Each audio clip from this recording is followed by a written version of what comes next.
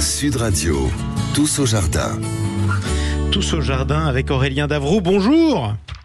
Bonjour Jean-Marie. Responsable des collections végétales chez Promesse de Fleurs. On est ravis de vous retrouver d'ailleurs une nouvelle fois pour une nouvelle saison avec vous. On va parler de l'automne qui approche. Les températures baissent, elles se rafraîchissent. Il a plu il n'y a pas longtemps un peu partout en France et on se demande est-ce que c'est déjà le bon moment pour planter autre chose ? Bah oui, effectivement, l'automne semble un peu plus précoce cette année, donc c'est plutôt une bonne nouvelle pour les jardiniers en fait. Les températures plus fraîches et puis l'humidité de la saison créent des conditions idéales pour commencer les plantations, et notamment celles des arbres et des arbustes.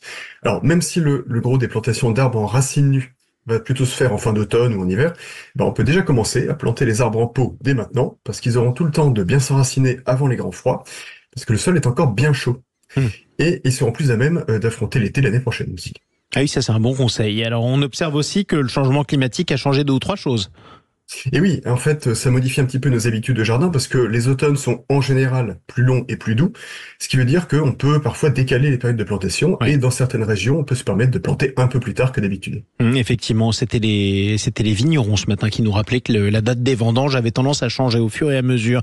On sait que l'automne, mon cher Aurélien, c'est aussi la saison des plantes vivaces. Est-ce qu'il faut être prudent avec certaines plantes ? Ben oui, c'est une excellente période également pour planter les vivaces, même dès la fin août en fait, s'il pleut un petit peu, à condition toutefois de choisir des variétés qui sont pas trop frileuses. En automne, il vaut mieux éviter de planter les plantes qui sont les plus sensibles au froid, pour ne pas les exposer pendant l'hiver. Voilà. Mais pour celles qui supportent bien le gel, comme les astères ou les œchères, elles profiteront, comme les arbres, de cette arrière-saison pour s'installer tranquillement avant l'hiver et mieux résister à l'été prochain. Oui, d'autant plus qu'il a fait 1 degré cette nuit du côté d'Aurillac, mais ça va se rafraîchir. Il fera 18 aujourd'hui. C'est Rémi André qui nous l'annonçait. Qu'est-ce qu'il en est des bulbes au printemps ? Les bulbes du printemps, c'est le moment de les planter maintenant ou pas ? Oui, les bulbes de printemps, alors c'est un peu contre-intuitif, mais on plante bien en automne les bulbes de printemps. Parce que c'est maintenant que les narcisses, les tulipes, les crocus ou encore les personnages doivent être mis en terre. Parce qu'ils ont besoin de passer l'hiver au frais pour déclencher leur floraison dès que les beaux jours vont revenir. Alors un petit conseil quand même, plantez-les à une profondeur environ 2 à 3 fois la hauteur du bulbe, ça leur permet de mieux résister aux rigueurs de l'hiver. Ça c'est bien noté en tout cas. On parle aussi souvent des bisannuelles en cette période. C'est quoi d'abord les bisannuelles, rappelez-nous ?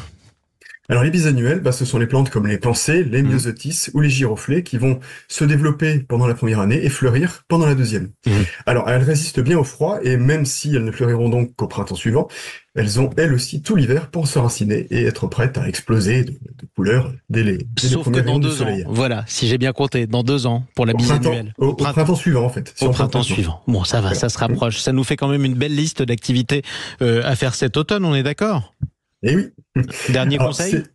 Oui, c'est toujours préférable de choisir des plantes bien adaptées au climat de sa région et de son jardin. Ça, c'est vraiment la base. C'est la clé de massif et de composition en bonne santé à long terme. Et après la plantation, au jardin, en tout cas, je recommande aussi de pailler les massifs. Parce que ce paillage va protéger le sol des premières gelées, il maintient l'humidité et il limite aussi la pousse des mauvaises herbes, surtout au printemps. Bon, j'ai une dernière question qui m'intéresse de très près. J'ai des roses, j'ai des dahlias. Est-ce que j'aurai encore des fleurs ? Est-ce que ça va encore fleurir ou c'est vraiment la fin ?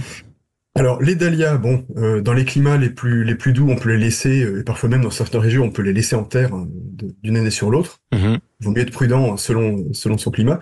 Les rosiers, ma foi, si on a une belle arrière-saison, on peut tout à fait avoir des roses jusqu'à octobre, novembre. Ça arrive. On va continuer à les tailler du coup. Merci beaucoup Aurélien Davroux. Je rappelle que vous êtes responsable des collections végétales chez Promesse de Fleurs.